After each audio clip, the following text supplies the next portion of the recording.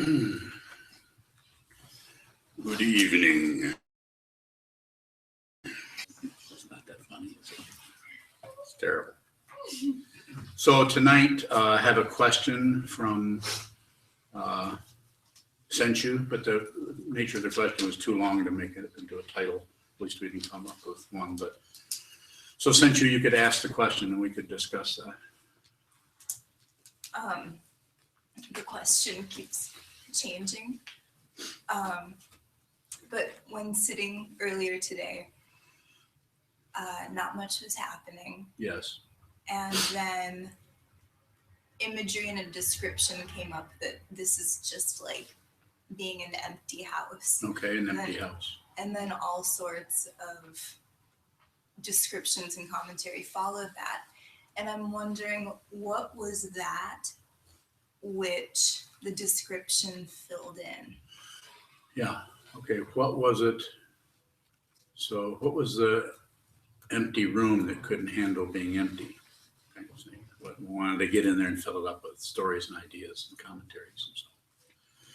So first of all, I like to say that Senshu's question comes out of a lot of sitting practice. This is not a compliment for Senshu. I'm sure she's well aware that I rarely compliment anybody, especially her. But just so you'll know, that question is coming out of someone who does a lot of meditating. So how much, in the last week, how much meditation have you averaged each day? Just roughly. Don't lie.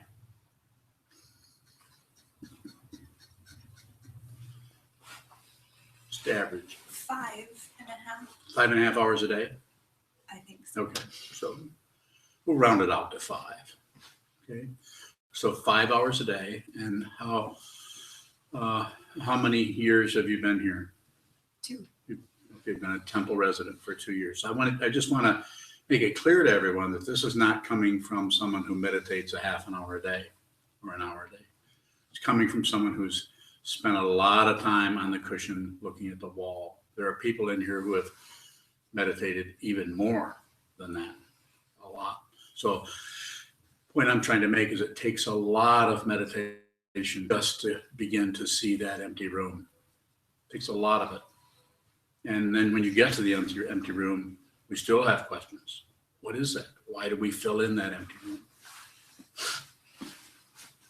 Because we are looking for something. We are looking for something other than who we are. We want something else. We want something other than that. And so we keep searching and searching. And of course, the world, this world of the 8 worldly dharmas of praise and blame, gain and loss, all kinds of polarity, seduces us into that circular situation. So we get seduced into that. And even on the cushion sitting, when the natural state, the natural perfection that Longchenpa talked about in the 14th century, the Tibetan teacher Longchen Rabjen. That natural perfection is always the case. There isn't anything to search for.